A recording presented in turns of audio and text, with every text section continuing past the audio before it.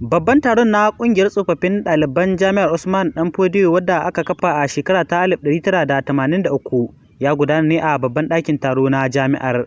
A cikin ƙasidar da ya gabatar mai taken domin ci gaban kai da kuma na Jami'ar da ta raine mu, Farfesa Nasiru Yawuri ya bayyana alaƙar da ke tsakanin jami'a da kuma tsofaffin ɗalibai a matsayin ta jini. Mu ƙarfafa juna sannan mu duba hanyoyi da ke akwai suna nan da yawa da za mu iya taimaka wannan jami'a ta bunƙasa, saboda wannan jami'a ta yi ɗalibai manya, wasu gwamnoni ne, wasu ministoci ne, wasu manya-manya mukamai a nan, waɗanda kuma wasu Allah ya ba kai yin basira da insha Allah idan muka zo muka haɗu za mu iya taimaka mata. Haka kuma ya tunatar da tsofaffin ɗaliban irin wasu abubuwan da suka faru na tarihi waɗanda za su zabar da su wajen yabawa jami'ar ta Usmanu Danfodio.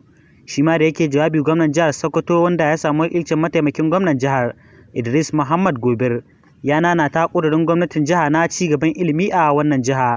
The importance of education need not be emphasized. It is on the basis of this that our administration accord it top priority.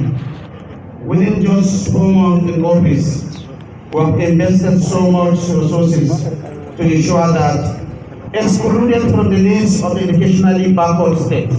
A nashi jawabin, shugaban jami'ar ta Usmanu Danfodio Farfesa Lawal Bilbis ya zayyano wasu kalubalen da jami'ar ke fuskanta waɗanda ƙungiyar ta tsofaffin ɗalibai za ta iya shigowa domin warwarewa.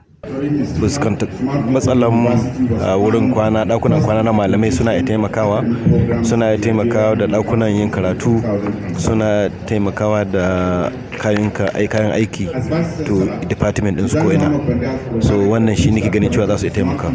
Za a rantsar da sabbin shugabanni a yau, kamar wani kira za ka yi gare su?